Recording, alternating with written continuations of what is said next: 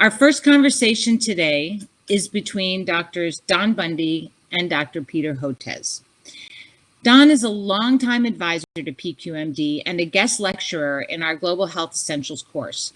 His work has focused at the intersection of health and education. Currently director of the Global School Health Consortium in the UK, he is a well-published professor of epidemiology and development at the London School of Hygiene and Tropical Medicine, and has served in senior policy and advisory roles for the World Bank, the Bill and Melinda Gates Foundation, and the World Food Program. He is a powerful advocate for investment in child development, nutrition, and disease control. Dr. Hotez is an internationally recognized physician scientist in NTDs and vaccine development. He has made many public appearances and written publications about global public health, including the coronavirus vaccine. Peter is the Dean of National School of Tropical Medicine and Professor of Pediatrics and Molecular Virology and Microbiology at Baylor College of Medicine, where he is also the co-director of the Texas Children's Center for Vaccine Development and the Texas Children's Hospital Endowed Chair of Tropical Pediatrics. I'd like to thank you both so much for being here today. We are truly honored. And now, Don, over to you. Great, thank you so much, EJ, for that super introduction. And it's great, Peter, to be sitting here next to you. You're in Texas and I'm in Scotland, so this is a fantastic opportunity. It's been long. Well, Don, we've battled together fighting worms for the last few decades, and now we have this opportunity to tease and conquer simple stuff like viruses. So that's it. I think in reflecting on it as well, I've even during the heights of the HIV pandemic, in the start of that, when people were really scared, I don't think there's been anything to match the emotional reaction we've seen to COVID over these last months. I don't think this is absolutely the worst situation we've had. We've never had such awareness of infectious disease and public health and vaccines. Everyone's an expert on vaccines right now. I'm going to kick us off with a conversation here. I want to. I think we should start with the vaccines and with COVID, but I'm hoping we'll fix in some conversation about neglected tropical diseases at the end of our Absolutely. talk. So let me ask you, how do you think we're doing? How do you think the US in particular is doing? What's the picture look like for the rest of 2021? Well, I'm hoping the worst is over, but we'll have to see. Overall, we've done terribly, considering the depth and breadth of our public health organizations like the Centers for Disease Control. For a lot of complex reasons, we can explain why we lost more than 500,000 Americans to COVID-19, a majority of which who did not have to lose their lives had we put together a proper public health infrastructure. The good news now is we are accelerating and vaccinating the U.S. So we've got right now about 45% of the U.S. population has received a single dose vaccine, about 30% 2 doses, and in some areas where there's quite a divide between the blue states and the red states, which itself is quite interesting. And in a lot of the blue states where the numbers are up closer to 50-60%, now the numbers are starting to decline. But of the red states where we're far behind, things are still moving forward. So I think we'll be in a very good position by the summer if we can fully vaccinate the American people, and it's not clear if we can because of a very aggressive anti-vaccine movement here. But if we can, I think our quality of life goes way up, and we can even slow or possibly even halt virus transmission for several months, either until some of the new variants get here or until we have some seasonality, and then we may have to dial things back again. But I think we can, at least for the next 6 months, vaccinate our way out of this epidemic And that's extremely exciting and be very welcome. It won't be entirely normal. I mean, I can't say it'll be exactly like 2019. There will be some level of transmission, but we don't have to live in fear, and the level will be way down, and we'll be able to travel across the United States. We'll be able to travel to Canada. We'll be able to travel to the United Kingdom. We'll be able to travel to Israel. We'll be able to travel a couple of Western European countries. And here's the real tragedy, and that's about it, because we've not looked after the rest of the world. And so when you look at the fact that we've now released almost 1 billion doses of vaccine, and I want to say all of it, but so much of it is in the Northern Hemisphere, right? For North America, not even North America, US and Canada and parts of Europe and the United Kingdom. So but let me stop you, Peter, before we go and talk about the rest of the world. You mentioned the anti-vaccine movement. You have been a very strong voice in responding to that. I think many people have read your excellent book about your own family experience in that area. What do you feel is the role of vaccine hesitancy and a separate thing, the anti-vaccine movement, in affecting the rate at which the vaccine uptake is happening here in the US?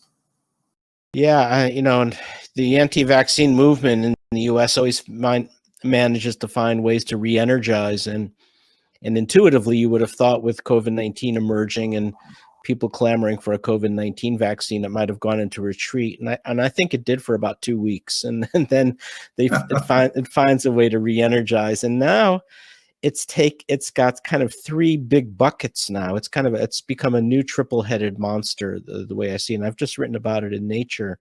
I have an essay that came out yesterday, in fact, and not everyone will agree with me, but there are a few things the way it looks right now. One, we've got the dedicated anti-vaccine groups in the US, like Children's Health Defense and ICANN and others, have become very well organized and well funded, and they are just unleashing a lot of anti-vaccine activity across the internet. An organization known as the Center for Countering Digital Hate now estimates that the anti-vaccine groups have 58 million followers on social media sites, and they're flooding Amazon.com with fake anti-vaccine books. If you go to Amazon.com, you can do this while you're listening to us. You put books up at the top, press return, you'll get a scroll down menu at the left that says health, fitness, and dieting. Click on that, you'll get to books on vaccinations. That's what it's called, and it's all fake anti-vaccine COVID conspiracy books. So this has become a problem. The other piece that's happened that's relatively new over the last couple of years is Russia. Russia, according to the US and British intelligence, has been launching this program of what's being called weaponized health communication to destabilize democracies. It's been really focusing on vaccines and targeting scientists. And now we have new evidence that they're specifically trying to discredit its competitor vaccines with Sputnik V. So it's trying to discredit the AstraZeneca vaccine, the J&J vaccine. And so it's taking those rare cerebral thrombotic events and using it to frighten people. And so now we're hearing reports that boxes of those vaccines are allowing to expire in African countries and Latin American countries. So that's a huge problem. And now in the US, the last piece is what was a fringe element of the Republican Party, the Republican Tea Party, around in political action committees. And I'm sorry to say it started where I am here in Texas, and that's how I really got involved with it, going up against it, has now become mainstream in the Republican Party. So 4 new polls coming from Monmouth University, Quinnipiac University, coming from the Kaiser Family Foundation, coming from the PBS NewsHour, different methods all point to the same thing, that 40 to 50% of Republicans in the United States will refuse COVID-19 vaccines. And now if you turn on Fox News at night, on a regular basis. Now the nighttime anchors are launching this barrage of anti-vaccine activity. Laura Ingraham on Fox News went after me the other night, along with Tony Fauci and Bundy. The difference is Vivek and Tony, are followed around by 5 ex-University of Oklahoma football players wearing earpieces, where I've got Anne, Rachel, and the cat. So there's a bit of a vulnerability there. But so, trying to figure, and then the question is, what do you do about all that? Right. I mean, we've allowed it to lapse into becoming, I don't know what the right word is, an anti-vaccine, anti-science empire or confederacy. And it's well-funded and so in the Nature article, I make this recommendation that's upsetting all of our Russian and conservative and anti-vaccine friends, that we've got to start dismantling the empire, because the message has always been, and I've put up with this for years. I said, Peter, we're not talking about this because we'll just give it oxygen, we'll just give it a platform. And that insistence that we take that attitude has had a terrible enabling effect, and now we've got a triple-headed monster on our hands.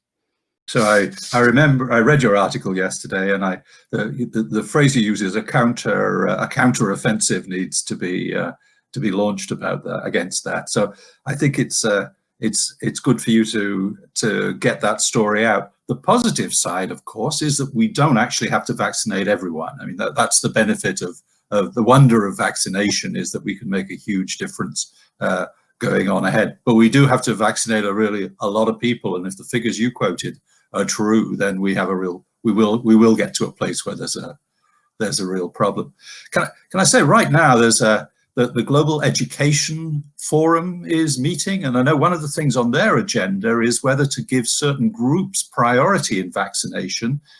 Obviously, we're already doing that with healthcare workers, which I think is indisputably sensible.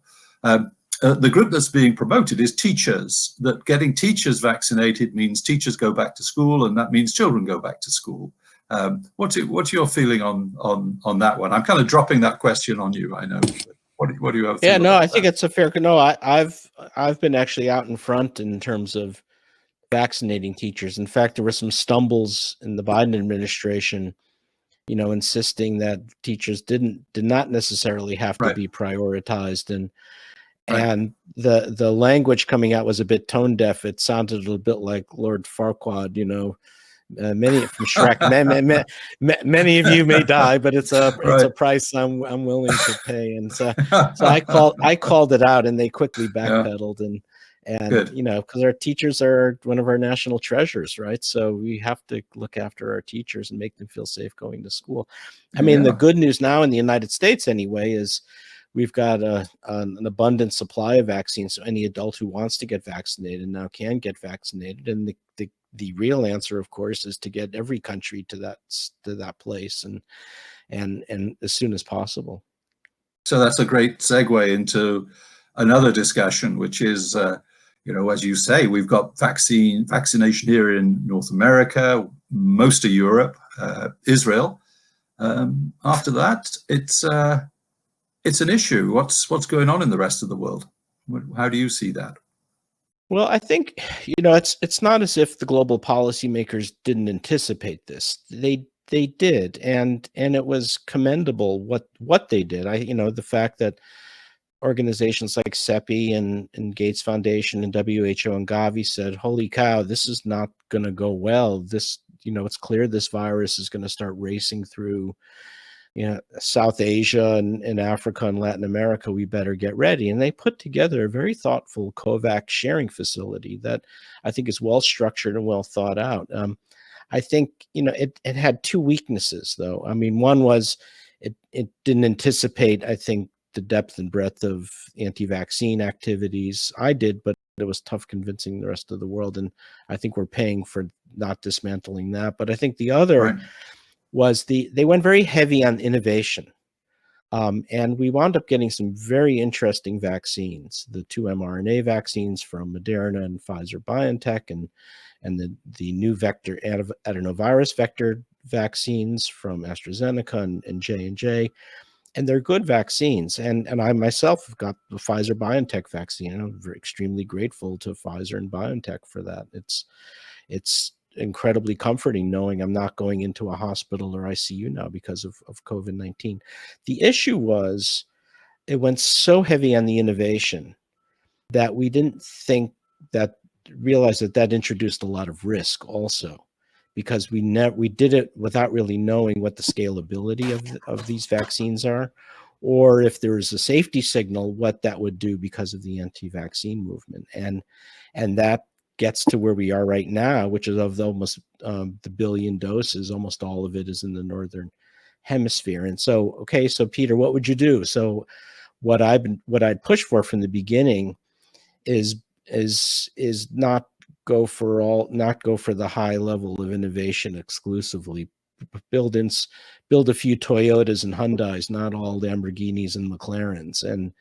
And what by that I mean low cost, simple, easy to use recombinant protein vaccines. And that's what we've done. And now that's exciting. It's finishing phase 3 testing, but we got delayed because I had to spend the first few months of the pandemic raising money. And that could have been time better spent hitting the ground running on our vaccine. And that was a source of frustration at the time. I think so. I'm hoping our vaccine now, which is moving into phase 3 trials, it's a recombinant protein vaccine produced in yeast, same technology as the hepatitis B vaccine that's been around for 40 years. It's a vaccine that's boring as all hell, but it seems to work and gives high levels of virus neutralizing antibody, great protection in non-human primates, and it's $1.50 a dose. So hopefully that can come in and help in areas where we have these gaps. Because look at the size of the problem, Don. We have, and I learned this from you, to think in these ways. We have 1.1 billion people in sub-Saharan Africa, 650 million people in Latin America. We have, I don't know, 500 million people in smaller low-income countries of Asia. That's more than 2 billion people. We're talking 5 billion doses. I know. And how do we do that? And so far, nothing really. I mean, it's great. Pfizer BioNTech donated 235,000 doses of its vaccine to Rwanda. Fantastic. But you know what? It's a drop in the bucket. It's great that the Biden administration will donate 20 million doses of the AstraZeneca vaccine. What is that? That's a suburb of Delhi, right? I mean, it's just, there was this lack of understanding about the scale that was needed. It's 7 districts of the 300 districts of India. Something like that, right? It is. That's what it is. So I'm hearing through the earphones that we're going to have to move towards winding up, and I want to move on from COVID. And it's not that I don't take COVID seriously. Actually, I was one of the early adopters of COVID. I was laid out in March last year. But I'm fine now. But I want to also just say that of course, let's talk just a little bit about neglected tropical diseases, because that's another massive issue, billions of people issue. One of the effects of COVID was to close schools, and that meant that all of the school-based delivery, which was one of the main routes of delivery, particularly for deworming medicines, just stopped. What's your sense about the NTD, the neglected tropical disease impact of what's going on right now? Yeah, the NTDs and malaria and everything else, but in childhood immunizations. I mean, the other piece to this, according to the World Bank now, is COVID-19, because of the social disruption, has thrown more than 100 million people back into poverty. I shouldn't say 100 million people below the poverty line. I'm assuming most of those are people who had recently escaped poverty and now were thrown back into poverty. So we've lost, several years of steady gains on that. And the diseases that we're so passionate about, it's not like they disappeared because of COVID. They were still here. So COVID was superimposed on all of that background. And this is the tough part. We've got to figure out how to walk and chew gum at the same time. We have no choice. We can't stop malaria control. We can't stop NTD control. that is absolutely essential. They still remain the most common afflictions of people who live in extreme poverty. And I'm very disheartened by the news coming out of the United Kingdom that that we don't call it DFID anymore. It's now called FC, this very memorable acronym, FCDO. How could you not remember that? And you know, they've announced they're going to slash NTDs, and you can't do that.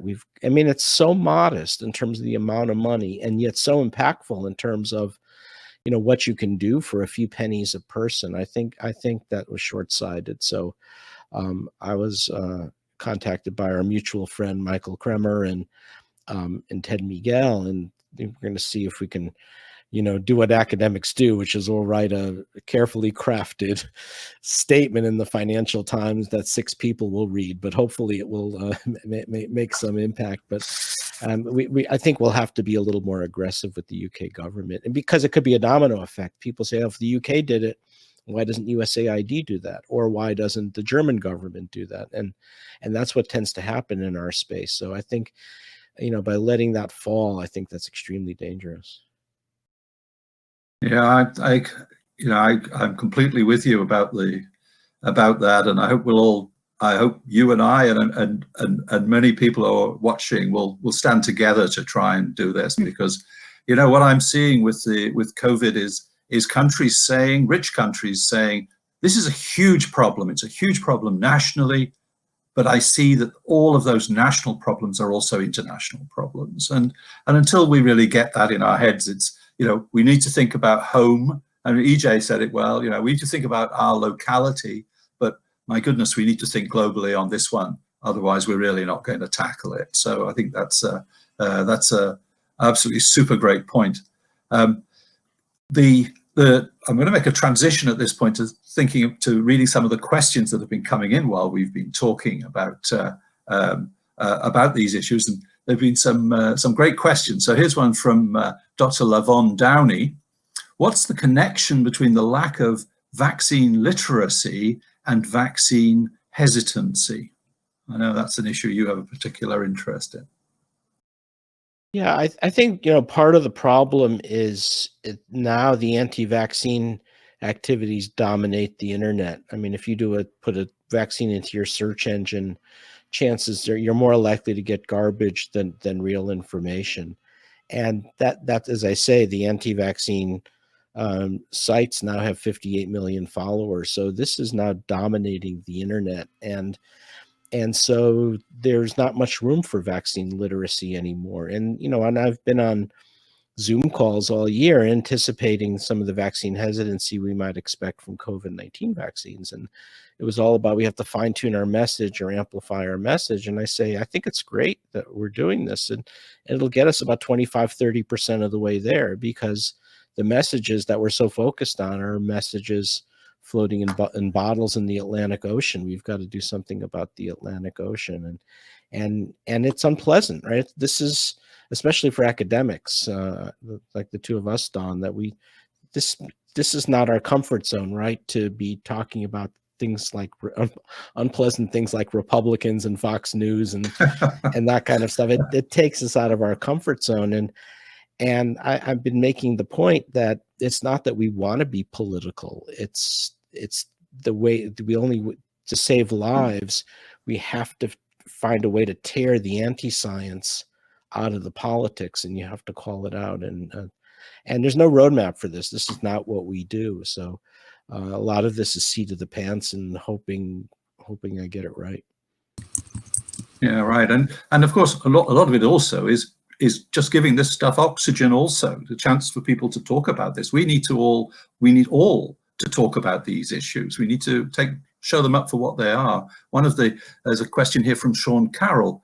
You said there were 58 million subscribers to anti-vax social media sites, and the query is that just in the US? And I'm guessing it's broader than that. Yeah. I think it is. I have to look back at but you can go to it. It's a very good document in there. It's an organization called the Center to Counter Digital Hate, CCDH. I think it's just ccdh.org or something like that. and they've got the documentation there for that. Right. I'm looking down for further questions here, and I know that EJ, you wanted to come in at this point, didn't you, with a couple of questions? Am I right? I can. So, am I on mute? No, we can hear you. Oh, Yep. Okay, great. I am really interested in sort of how this translates beyond just the U.S. So, sort of what do you see? I mean, there are all of these global alliances. Obviously, the U.S. has significant amounts of vaccine that it is providing around the world. It obviously has been a leader in global health and supporting global health. And I'm just wondering how, and it was, we said earlier, no one is safe unless we are all safe. So what do you see what have we learned from COVID and from the fact that it is literally in all of our backyards? How do you see this changing the global health landscape? I mean, I realize it's a huge question, but well, the truth is, with each pandemic, we have learned something, right? I mean, after the original SARS in 2003, we created IHR 2005. Our mutual friend David Heyman was very instrumental in that when he was at WHO. Then after H1N1 flu, we put in the global health security agenda and expanded surveillance and vaccine equity there. And then after Ebola in 2014, we created, that's when CEPI was created at 2 back-to-back meetings at Davos and the World Economic Forum. So we do respond. But I think this one makes us aware that we've got to even respond in a bigger way and with more heft. And one of the things that I would like to see is greater ability to produce and build vaccines like they do in India, but in other parts of the world. So for instance, no vaccines are made on the African continent, which is extraordinary if you think about it. And the capacity for making vaccines in Latin America is there, but it's declined significantly from what it was. Outside of the BRICS countries, the US and Europe, there's very little capacity. And even the BRICS countries, most of them are underachievers. So I think that's one, is to start the long road. It's not a quick fix. It's a decade-long process of building capacity. So we're not so we have redundancy in the system in case of big pandemics like this. Because for instance, right now, the COVAX sharing facility also depended on the fact that India was going to supply most of the vaccine or a lot of the vaccine from Serum Institute of India, Biological E. and Bharat. And who would have expected? Prime Minister Modi would have said, "Nope, we're not exporting any of those vaccines. We've got to keep it for India." Okay, now what? So clearly we need, and hopefully that will get rescinded, but and we'll negotiate that and get more vaccine donated to COVAX. But this is the kind of thing that we're too one-off. We kind of create these small little pockets of excellence when we need many pockets of excellence. So that's absolutely it. That's a great point to wind up. So I'm going to come back to you with one last comment, to ask you for one last comment, Peter. While I'm just saying that I feel that one of the big messages I'd like to leave the audience with is the fact that we all need to get a bit political around this. This is the 21st century. This is the best we can do. The way we've responded to COVID is the best we can do, apparently. And I don't think any of us really feel that it is, and that our response has been adequate. It's taken us a long time to wind up this response, and we've still got most of the world to vaccinate, and we really don't have a very clear plan how to do that. So let's all get a bit political as well as being scientific. Let's address some of these issues. Let's indeed have a counter offensive against the anti-vax movement, and let's really find a way out of this. So big thank you, Peter. But you do have a last word for us, I'm sure. I actually do have some optimism. If we do have to move much faster in the world's low and middle income countries. And we don't have a lot of time. People are saying, oh, are we going to have these variants forever? What we are seeing is a convergence about certain motifs in these variants. So it's not like they're just random things all over the place. And we just have to think of this as version 2.0 of the pandemic. And I think if we can make vaccines for these variants as well and quickly, it's not like we're going to be dealing with 3.0, 4.0 right away. And so that's good news.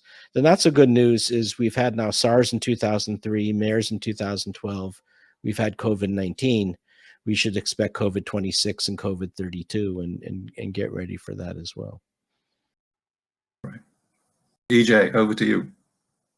Okay, thank you very much. That was a really, really interesting, provocative conversation. It makes me think, of course, I worked with Don at the World Bank, and I worked extensively on the AIDS agenda, and as well as a number of other issues. And if you recall, the challenges of the calls for local manufacturing and self-reliance were there with therapeutics for AIDS. So I do have to say that some of this is giving me a lot of deja vu. And you're absolutely right when you said we should have been prepared. And Mohammed actually made that point, and I think Robert Mallet on the first day also made that point. So that is certainly something that we need to take away. And then also, I think the challenges of delinking politics from good public health policy. I mean, I didn't make that up. I mean, I actually heard that. It may have been from you, Dr. Hotez, on one of your conferences, but one of your presentations. But we really do. I think that when, Don, you say get political, I think it has to be in a positive sense, because I keep trying to imagine from all the experience that we all have in this room, how do you actually dissect politics out of public health, because you're promoting better and more health spending and better health promotion and health information, but there is nothing apolitical about health, even the routine stuff. So it really does call on us all to make sure that all the constituents are at the table, sort of the public sector, the private sector, particularly the faith-based communities, community organizations, local groups, so that you make sure that you are trying to get the right messages to the right people using the right language. And I think that might maybe promote some way of at least rationalizing a little bit the politics from the public health decisions. So I really want to say thank you so much for your brilliant thoughts, and I appreciate your spending the time with us, and I'm looking forward to seeing both of you. Potentially we can encourage you, Dr. Hotez, to also be part of our Development Essentials course, but we look forward to continuing the conversation. And Don, thank you again for all of your great contributions. You set us off on a terrific path today.